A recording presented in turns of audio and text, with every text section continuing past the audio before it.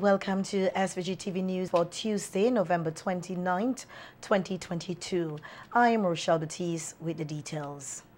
Local tourism stakeholders have been told that even though 2019 was the best year for tourism locally and originally with over 30 million visitor arrival, they should not strive to go back to the pre-pandemic level. This was shared by Dr. Jennifer Edwards as she presented a lecture on the topic Rethinking Tourism, Forging Linkages for Economic Sustainability, hosted today by the Ministry of Tourism as part of Tourism Month of Activities. Dr. Edwards, who serves as a member of the Board of Directors of the Bahamas Tourism Development Corporation and a senior advisor in sustainable tourism policy, planning and development, says while the pandemic has taught us many life lessons, it is important to forge ahead, noting that some countries in the region have already recorded tourism figures seen in 2019. Even with employment, a lot of individuals in certain employment, they realize they're not going back. They don't need to go back there anymore.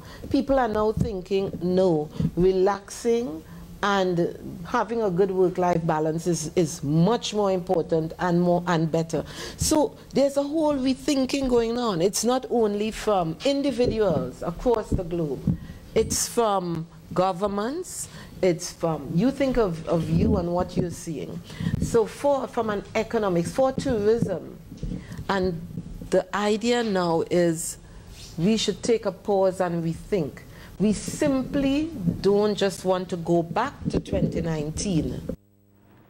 Dr. Edwards says while tourism has been expanding in the region, some countries are stuck in previous year's economic growth, and asks the question of who is profiting from the expansion in tourism while the millions of visitors come into the region, noting that the expenditure is not usually on par with arrivals.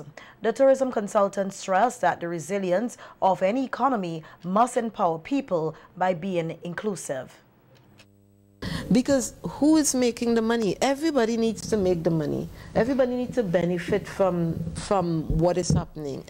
Inclusive growth, empowerment, decision making, all of that. So what is really important? Figure out what is important. So for us now, sitting back and rethinking, and I'll ask everybody, what do you think is important? What is important for you? What is important for tourism?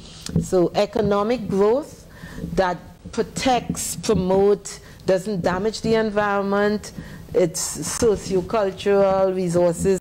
Dr. Edwards also spoke of the value chain as part of the rethinking strategy in tourism, noting the importance of partnership. This is where you have NGOs, public sector, private sector, everyone. And I'm just so glad you wore your uniform. I'm just going to be picking on you because from the first person that is seen, it's immigration, right? The first person that the visitor coming sees, generally, if you're coming by your landing flight, let's say, here, it's the immigration person, the immigration officer. The immigration officer is part of the supporting value chain that has an impact on tourism. So you'd see how every single individual is linked. Every single individual is linked. The visitor, the value chain, the tourism sector, how it works. The visitor comes and the visitor is using all aspects of that chain. For it to work, for this chain to work, you need the support of private sector, public sector organizations. So it's a big chain. Look at every single part of the chain. Have we been focusing too much on accommodation, for instance? And that's a question we're going to ask. Where, if it's only accommodation we are focusing on, it means we have all the accommodations, but what happened to the other part? The link on accommodation will be as strong as the other link. So it's like the accommodation link might be heavy and everyone else is down below there.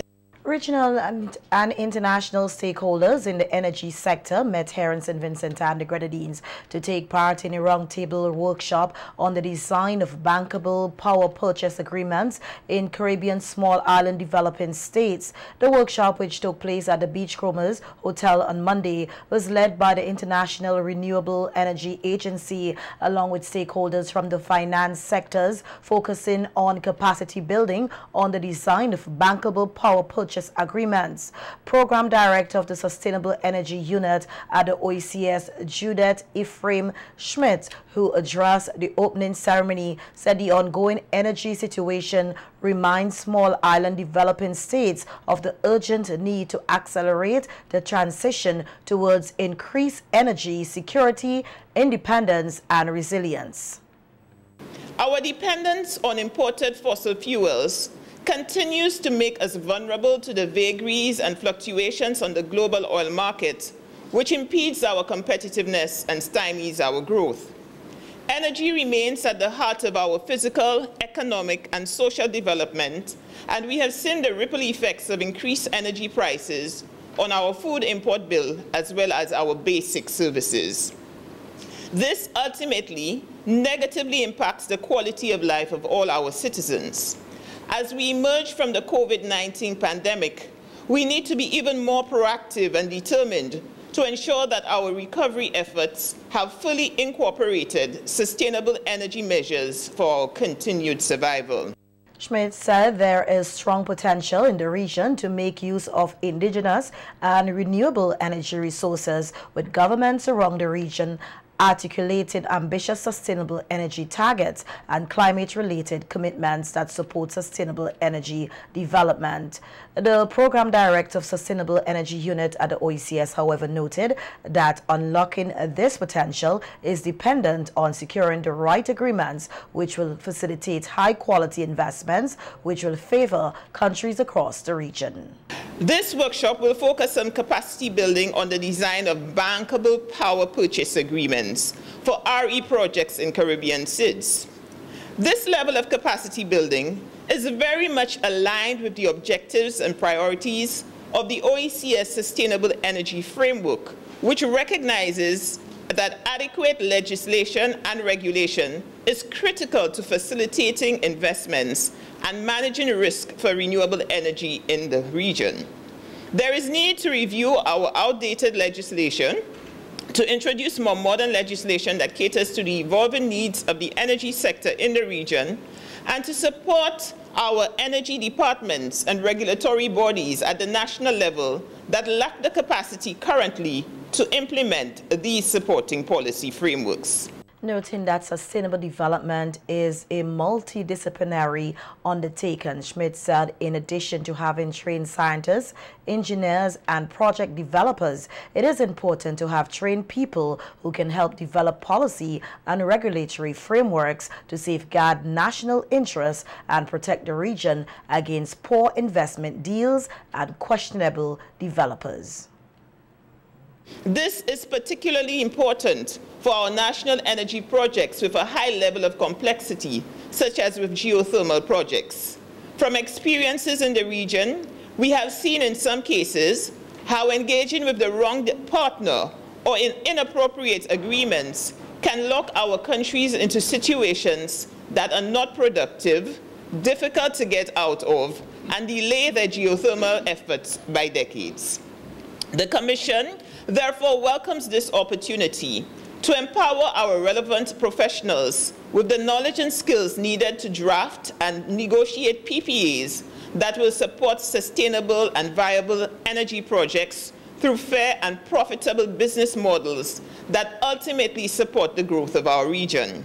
Delivering the feature address was Prime Minister Dr. Ralph Gonsalves, who said through the framework of a national energy policy, the government of St. Vincent and the Grenadines has paid tremendous attention to the use of hydro, geothermal, and solar power generation, addressing the concern of nations being bound to long-term unfavorable agreements. PM Gonsalves told those who attend the opening ceremony for the workshop that SVG already has experience in setting up an efficient power purchase agreement which protects the nation.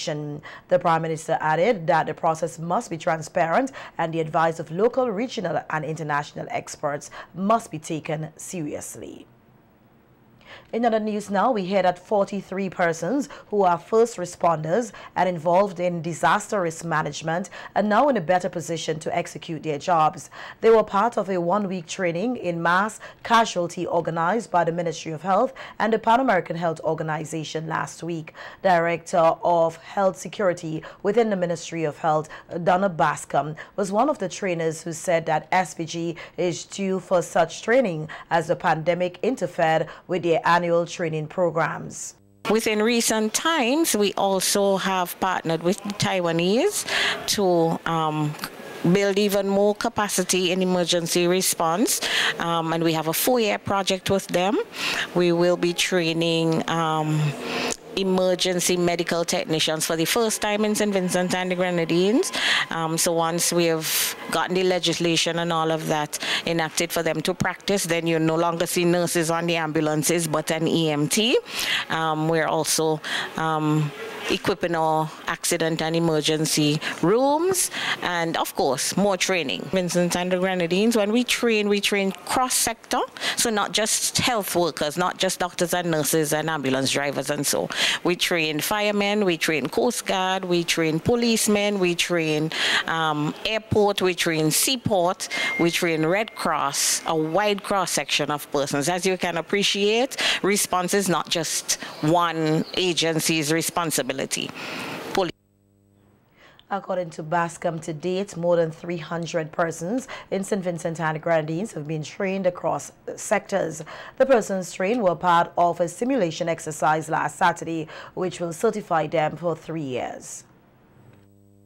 This is the final day for this group of persons, and they have to do a simulation exercise outside. They would be given a scenario that may be a vehicular accident somewhere with a lot of casualties, that may be a boat accident on the water, that may be an air accident at the airport, whatever it is. They have to come together as a group, plan how they're going to respond to this using real-time resources, right? So they can't say, well, we'd use a helicopter to take the patients from A to B, because St. Vincent do not have that. We don't have that. So using the resources that we have in country with real-life scenarios for St. Vincent and the Grenadines. Another training commences this week for our incident command systems.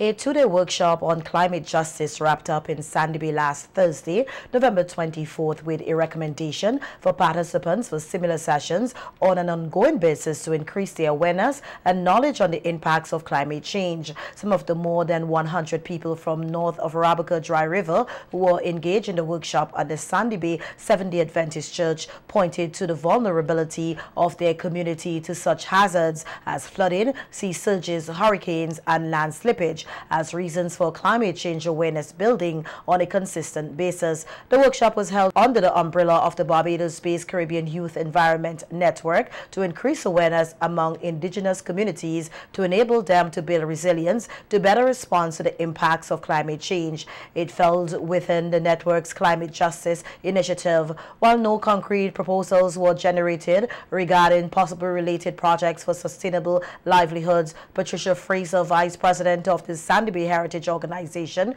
which hosted the workshop, said several ideas emerged from the participatory forum, which they intend to further explore. A main outcome of the workshop was the production of 7 layers of climate risk mapping, which pinpointed areas in the community which are vulnerable to climate risk hazards and calamities. The information gained from these maps have already been added to the Geographical Information System database in the Physical Planning Unit within the Ministry of Finance and Economic Planning. Head of that unit, Dwayne Allen, says the workshop provided a new source of data which complements what they currently have in their records. The main facilitator of the workshop, Dr. Andrew Simmons, a climate change expert, says he was well pleased with the attendance levels of interaction and the outcome, noting that a lot of useful information was provided by the participants. The conclusions will form the central part of a final report, which he will submit to the CYEN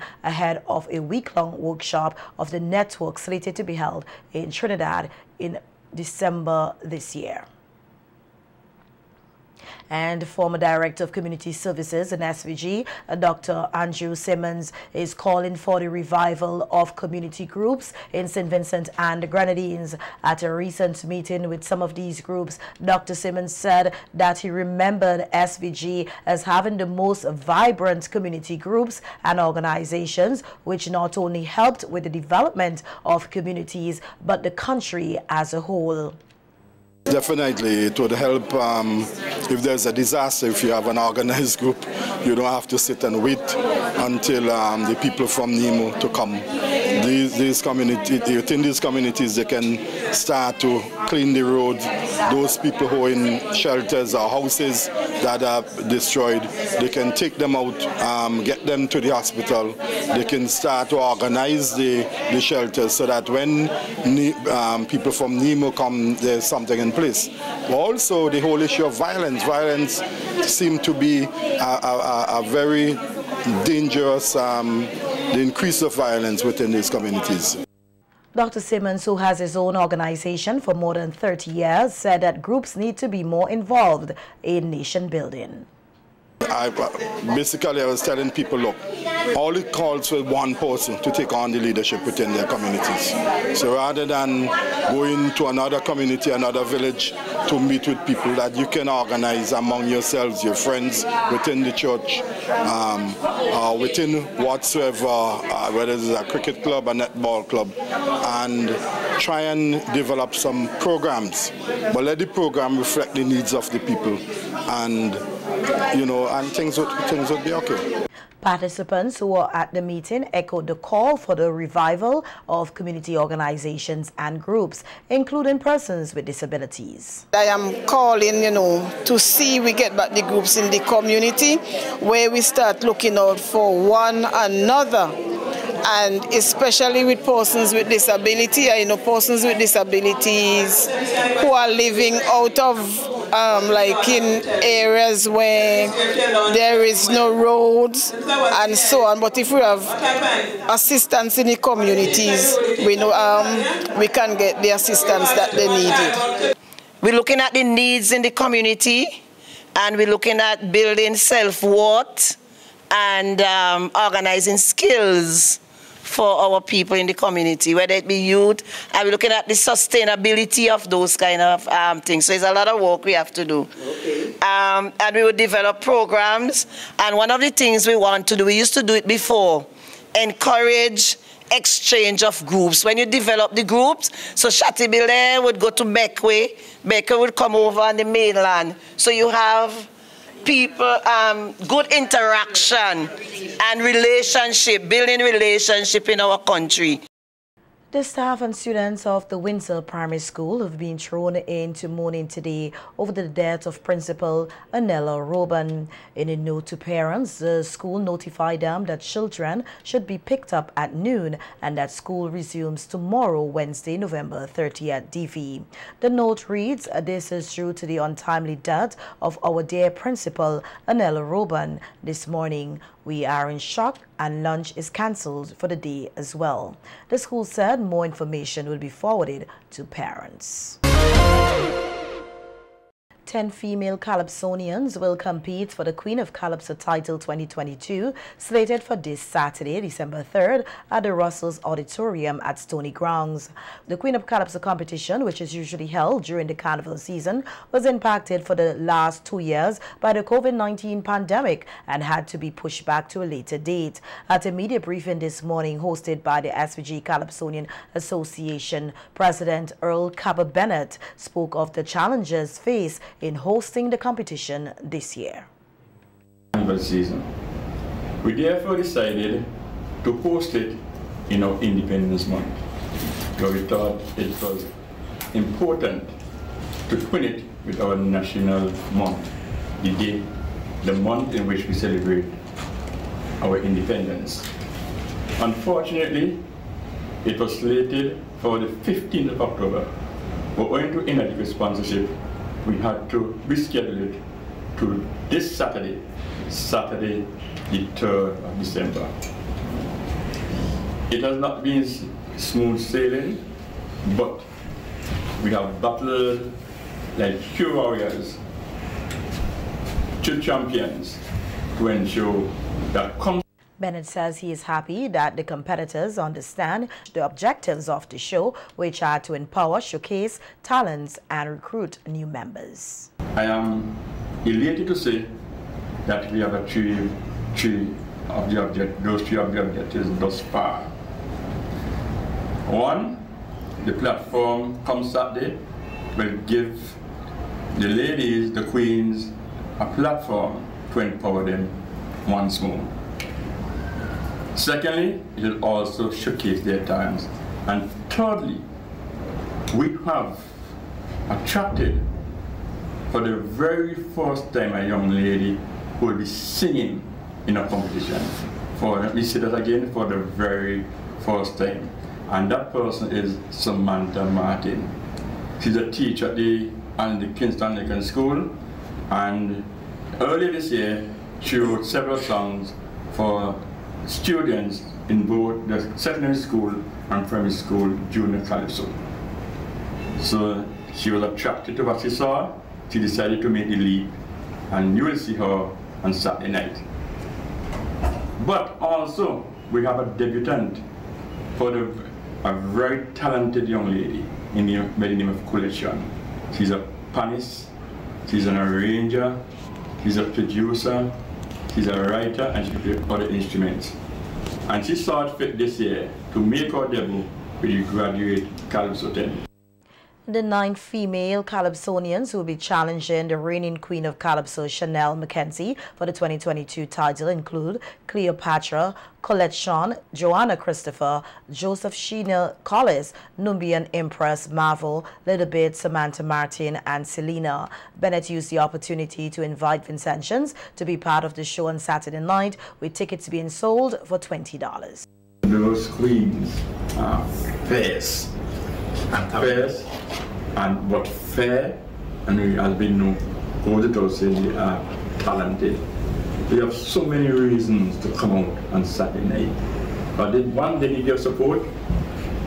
2, it's a bargain price, $20, to hear 10 of the very best female exponents of calypso in Sydney Grenville. And I dare say they are right up there with the men. Because if you notice the trend in recent times, there are times when there were about 4 or 5 women in the finals, and if you give it a look at the percentage, they have a higher percentage, given the number of females vis-a-vis number of males who participate in our calypso competition.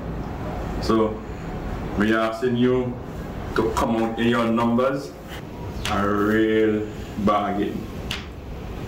Guest artists. Thought it fit in. It's a lady show, but queens need kings. So the king, the reigning calypso monarch, the king. But we don't have calypso kings anymore. We have monarch, but being a man, he's a king. Tajo will be appearing as a guest artist. And Vice President of the National Calypsonian Association, Shawali Johnson, said that the venue of the Queen of Calypso competition will be set up different and much better this year. And I would like to, I believe the show has been a success thus far. You know, it's really been a highlight for calypso in St. Vincent and Grenadines. From a production standpoint, the team is headed by Mr. Rodney Small. His work goes without speaking. I mean, he does wonderful work throughout the year, not just in the carnival season, but throughout the year. I mean, you can even take a look at Seed Expression with his child. So production is in safe hands. We intend to transform the Russell Auditorium. We don't want it to look like the typical calypso show that you usually see during Carnival or during the 10th season. We're working very hard to ensure that the production of the show, from the song to the way it looks, everything is of a high standard, right? We intend to make the venue classy, you know, more intimate, right? So dress really nice, you know, come early so you can secure your table, you know, because we'll have cocktail tables available. So it's going to be a classy show come Saturday at the Russell's Auditorium. So like I said, I want to keep it nice and short and sweet. So you got to be there to really see what we're talking about. The Queen of Calypso competition is expected to kick off at 8 p.m. sharp on Saturday.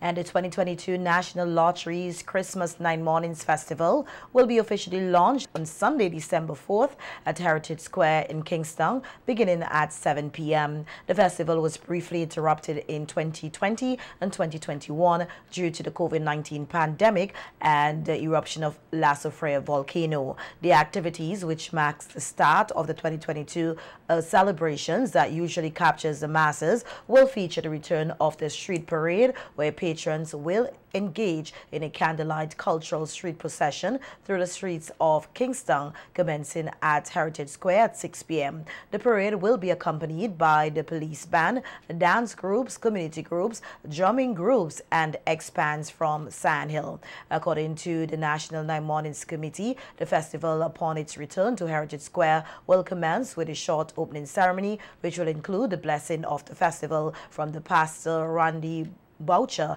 and worship from the Exalt Him Worship Ministries. The Epic Song Seal Orchestra will provide steel band music, and a special mini presentation will be done by the SVG Police Band. The launch will hear Christmas greetings from the chairman of the National 9 Mornings Committee, with corporate sponsors, the National Lotteries Authority and Vilnec, bringing remarks. The Minister of Culture, Carlos James, will then declare the festival open with the turning on of the lights at the square. The SVG Christmas and 9 Mornings Committee will recognize a number of community stalwarts for their invaluable contribution to the festival over the years. A varied cultural package will climax the evening's activities. Scheduled to perform will be Chawama Kuttle, poetic dancers, the Amdim dancers, the Bowmans, Dylan Welcome, and the Bethel School Band. The National 9 Mornings Committee is encouraging members of the public to participate in the launch and upcoming activities of this unique Vincentian tradition of the National Christmas 9 Mornings Festival.